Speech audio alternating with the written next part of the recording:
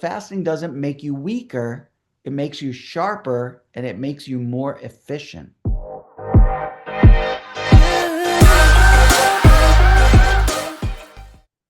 You've probably heard it your whole life. Don't skip meals. It'll slow down your metabolism. Breakfast is the most important meal of the day. If you fast, your body will go into starvation mode. Let me be clear, this is one of the most persistent metabolic myths in modern history, and it's flat out wrong. Not only does your fasting not slow your metabolism, short-term fasting actually increases it. Yes, increases. Today, we're going to unpack the myth, look at the real data, and explain what happens to your metabolism when you stop eating. And spoiler alert, it's not what most doctors or dietitians have been taught. Hey, welcome back. Thanks for joining me once again on the Obesity Project. My name is Dr. Mark Shankman. Today, we are on episode 40. We're talking about the myth that fasting slows down your metabolism. And so let's actually start where the myth came from. Most of it traces back to the Minnesota starvation experiment in the 1940s. This was a study where participants were placed on severely calorie-restricted diets for a 6-month period of time. And yes, their metabolism did drop by up to 40%. But here's the problem. They weren't fasting.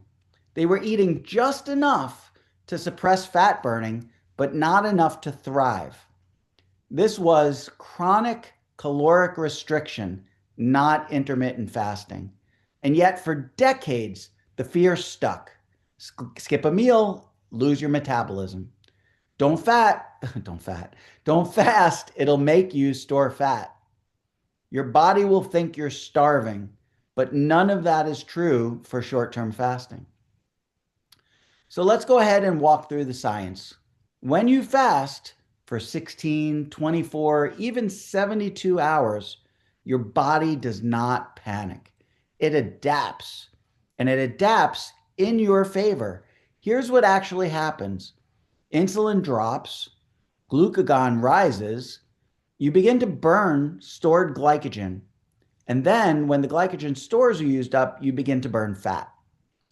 Also, norepinephrine or noradrenaline increases. You release growth hormone to preserve muscle. And yes, your resting energy expenditure increases, not decreases. So imagine this, and I've mentioned this in previous videos, but it's a great analogy. If you're a starving wolf, it doesn't make any sense if you've gone without a meal for a long time for you to become energy depleted, to become lethargic, to become, overweight and sedentary. It makes perfect sense that if you're starving, if it's been a while since you've eaten, that your body should go into go mode, and you should be able to catch that next prey so that you can eat again. Your body adapts. Your body is very malleable, and it understands that you need more energy in a time of famine than you do when you're well fed.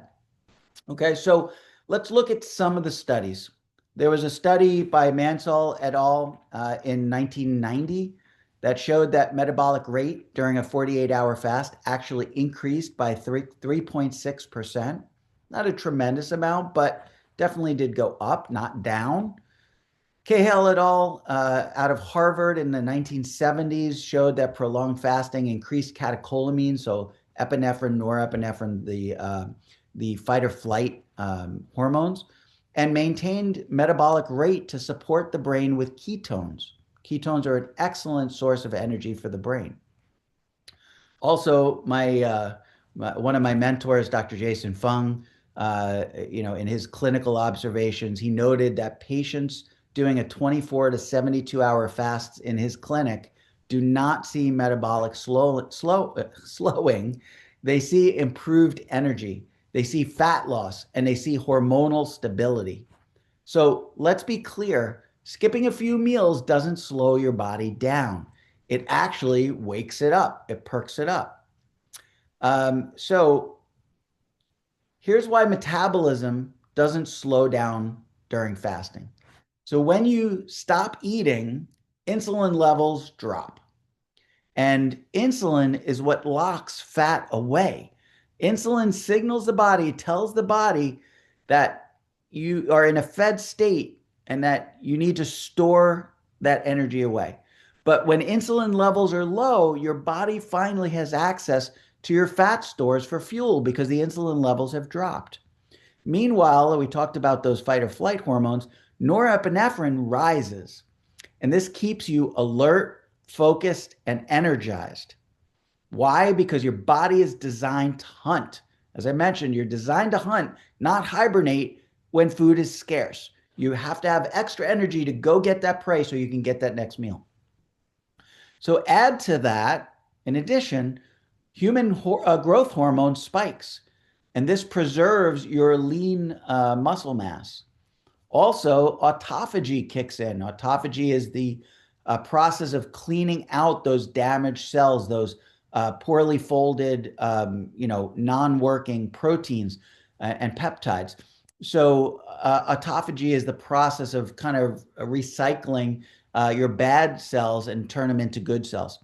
Mitochondria, the energy battery packs of the cells, get more efficient also through that autophagy and something called mitophagy, which is the autophagy process in mitochondria. So the mitochondria get more efficient, which boosts fat oxidation.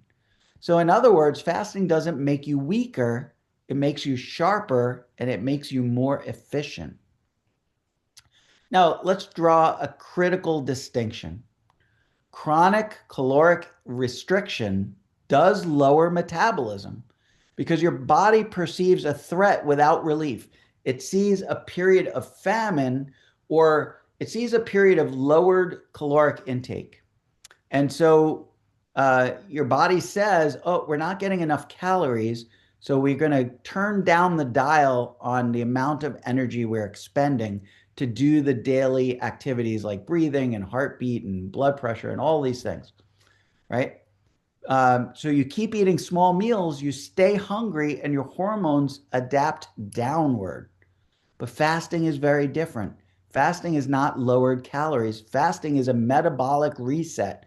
It's a defined break with a beginning and an end.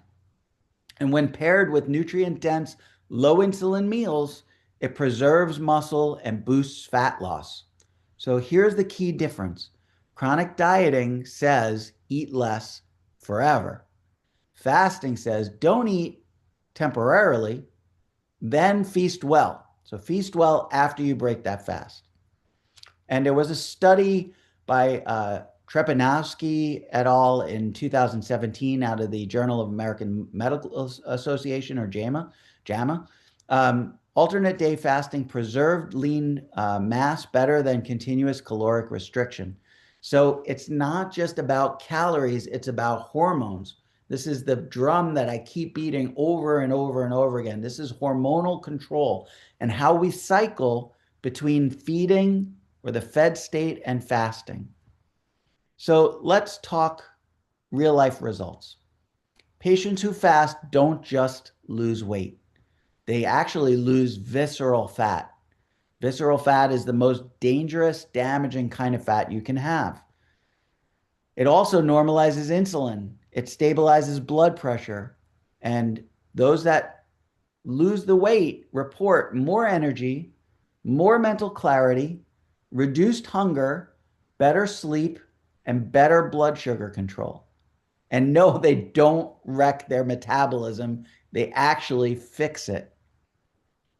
So, as I mentioned, one of my mentors is Dr. Fung, and he had some great clinical observations. In over 1,000 of his own patients, extended fasting protocols preserved resting metabolic state, improved thyroid function, and reversed metabolic syndrome. And let's not forget, our ancestors did this naturally. Fasting wasn't a diet back then, it was life. Right? You didn't know when your next meal was coming. It took a lot. It took a lot of energy. It took a lot of cooperation, and it took a lot of resources to go catch that prey and be able to eat. And it might be a day, it might be 2 days, it might be a week before you saw your next meal. So we are evolutionarily designed to have fasting states. It's not a diet, it was a way of life. So if now, this day and age, you're considering fasting, don't overcomplicate it. Start really simple. And this is what I did. Start with a 16-8 fasting window. So a 16-8 intermittent fasting schedule where you have a 16-hour period of fasting and you eat in an 8-hour window. Then maybe progress to a 24-hour fast, max 1 to 2 times per week. And then get into a 36 or even a 48-hour fast for advanced protocols with medical supervision. I definitely highly recommend that. And when you're fasting, make sure you're drinking water. You take in electrolytes and you stay very well hydrated with both water and those electrolytes. Eat real food when you break the fast. What you eat when you break the fast is almost as important, maybe even more important, than the amount of time that you're actually fasting. So what you eat when you break the fast is real important. Make sure it's real food, make sure it's nutrient dense and is going to feed your body. And then of course, listen to your body. Don't listen to those fears, the voices in the back of your head that you heard from years and years and years ago, because the myth that fasting slows down your metabolism was never rooted in biology.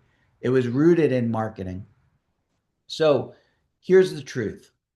Fasting does not slow down your metabolism.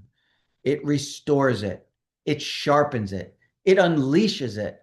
It's not starvation. It's strategy. It's not dangerous. It's ancestral.